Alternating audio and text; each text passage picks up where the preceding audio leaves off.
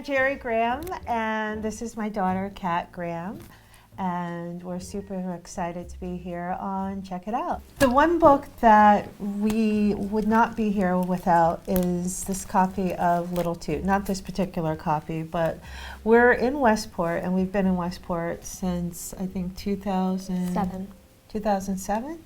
And we came here because our friend Linda Gromacki-Smith, who's the daughter of Hardy Gromacki, invited us to come and stay with her. And this book was, it was kind of the first book that I would read to Catherine when we would come to the library.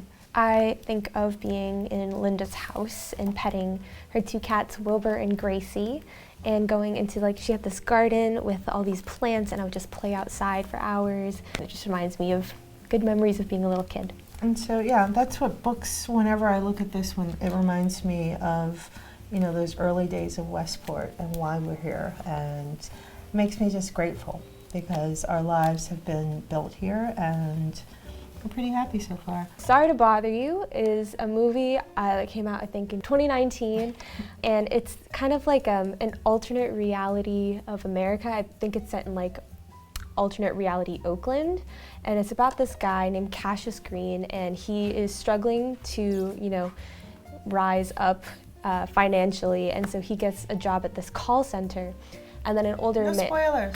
It's the plot No of spoilers. Bonk. This older guy kind of teaches him that to succeed he has to put on a white voice, and it's very cartoony and it's very clearly dubbed over, and he just kind of rises through the ranks, and you see the cost of what that is, both physical money cost and moral cost. I'm going to flip to my absolute favorite book that I'm reading right now.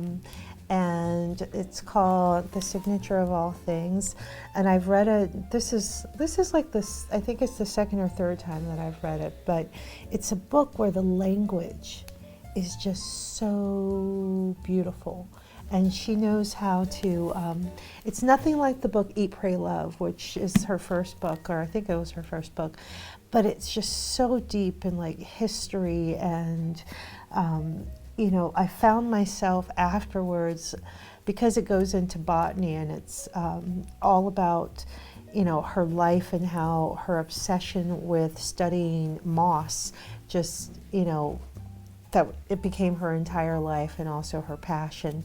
And I can't look at plants, and I especially can't look at moss in the same way. And I go in my backyard and I'm like, oh, look at this moss. And I'll pick up clumps of it. And we even had, at one time, if you take a jar and you turn it upside down, you can have a little moss pad in your house. It's so silly. But, and you just look at things differently, and that's what I love about this book, and I feel like a good book. So the next book I have to recommend is Pew by Catherine Lacey. So it's the story about someone who visits this very small sort of religious community, and they don't want to disclose anything about them, their gender. They're very ambiguous looking, race, or name. And so the people in this town have a really hard time trying to grasp that, and they keep warning them about, Pew is the name of the character, the main character, because they wake up in a church pew, and that's where the rest of the town finds them. And so they keep warning them about this festival that's going to happen at the end of the week, and they don't really address it until the end of the book. And it's very. It's not a spoiler. Okay. You haven't read the book. It's just very sinister until you realize what it truly is at the end, and it's just very singular, and it takes place in a week. So it's also a quick read. My last selection is the September issue of Vogue, because nothing's like a good magazine, and there's so many people who come together to make one issue, from the advertisers and the writers to the editors. And for the September issue, it's like eye candy, because every single image, someone took the time to put that together. And I've been aspiring to be a photographer for the last a billion years of my life. And when I pick up a Vogue, and especially this issue, it just, it's like this is what speaks to me. And I hope to one day have a cover. Anna Wintour, if you're watching, Jerri needs a cover. But it's inspiring. The last book I have is Lanny by Max Porter. I read this really recently. If you liked Gone Girl and you also liked Green Knight, you will love this book.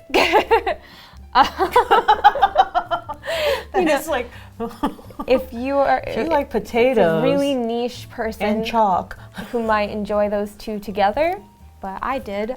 So it's the story about this family that lives to a quiet town in the English countryside, and they have this son who's just kind of like, you know, a weird, artsy, like quiet kid who's just like, you know, he wanders off the path and like will pick up like rocks and things. And so one day he disappears, and there's like a whole media circus around it, and it goes back and forth between different perspectives, between like the father, this artist that mentors the little boy, the mother, and this like being that exists in the town. I forgot his name. Oh, Dead Papa Toothwort, and it's kind of like his perspective on the town and the things going on in it, and it's a little spooky. So. We have totally different taste in books. It's also a really quick read. It'll take you like a day to read it. So. All right, yes. And so those are our books and selections and what's in our bag. Okay? Thank you to Thank Westport you. Public Library.